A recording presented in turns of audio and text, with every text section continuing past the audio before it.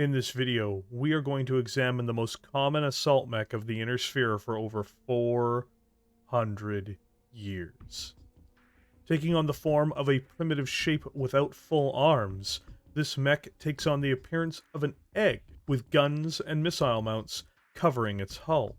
Today, we are going to talk about Triad Technology's gift to Inner Sphere warlords, the Stalker. An assault mech weighing in at 85 tons, the Stalker is the most common assault mech built by the Inner Sphere throughout its history, and is common in almost every portion of space covered by humanity. Built originally by Triad Technologies in 2594 as a product of the Reunification Wars, it was constructed to fight across every possible range, and provide devastating attacks against enemy lines. The design would complement any assault formation it was assigned to, despite it being slow, as it was still close to the speed of most of its peers, and would demonstrate its abilities to help with most tasks that assault mechs are renowned for.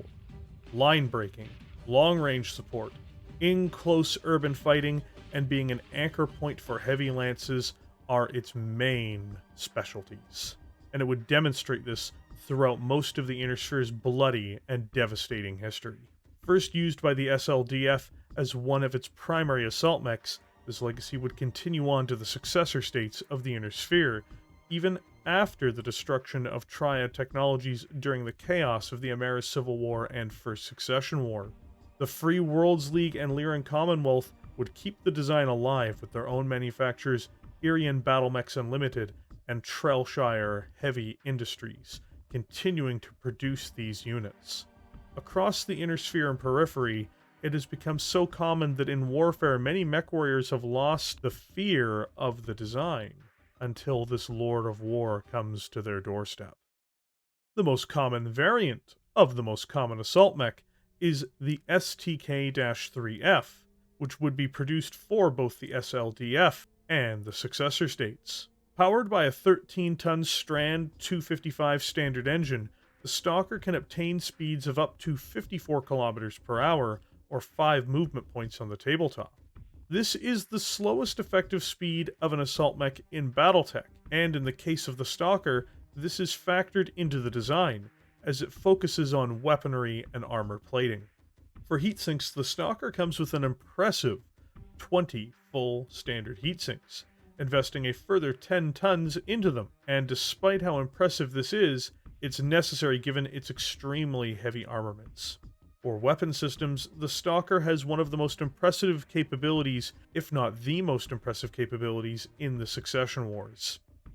For long-range firepower, it is armed with twin Jackson B-5C long-range missile launchers with 10 tubes each, and is further backed up by twin Magna Mark II large lasers.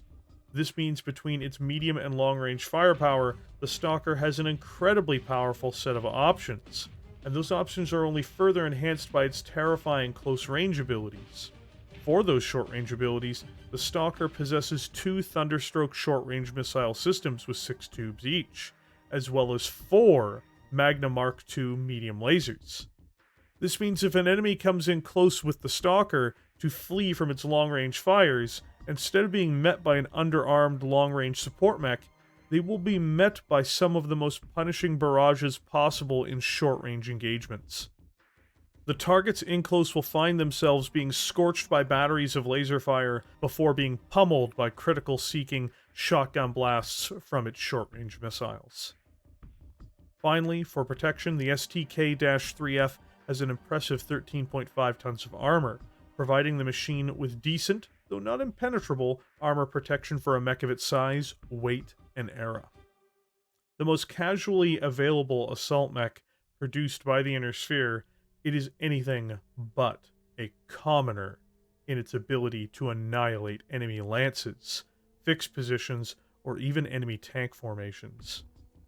Armed to the teeth, this pod of death lumbers towards its enemies at a relatively unimpressive 54 kilometers per hour, laying waste to all in its path.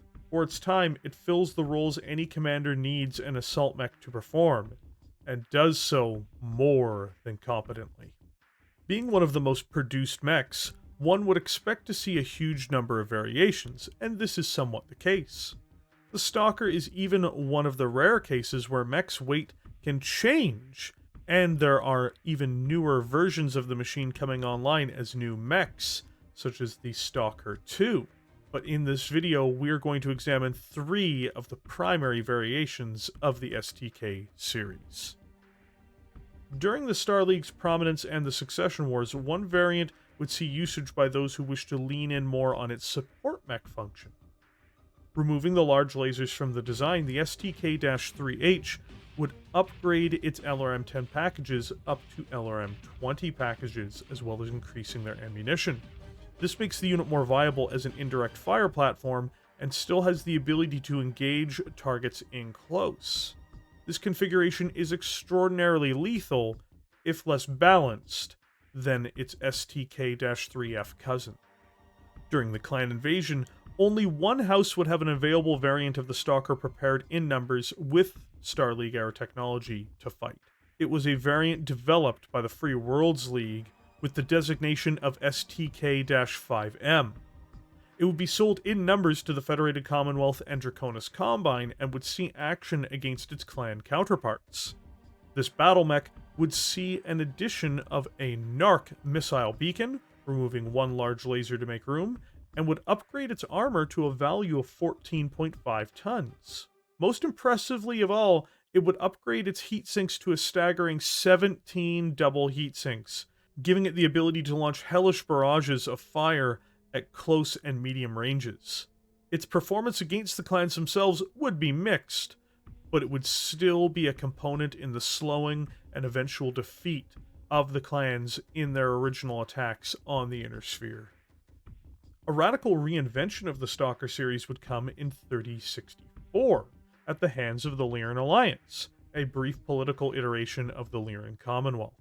This new, innovative design would be the STK-8S. It would have a new light fusion engine at the heart of the design, freeing up weight. This would then allow it to install 2 ERPPCs for long-range engagements, and terrifyingly enough, it would have a heavy Gauss rifle installed for intermediate and short-range engagements, before having twin medium pulse lasers and twin ER medium lasers also installed. Based around direct fire and having no dependence on missiles, it is a dramatic departure from the original design.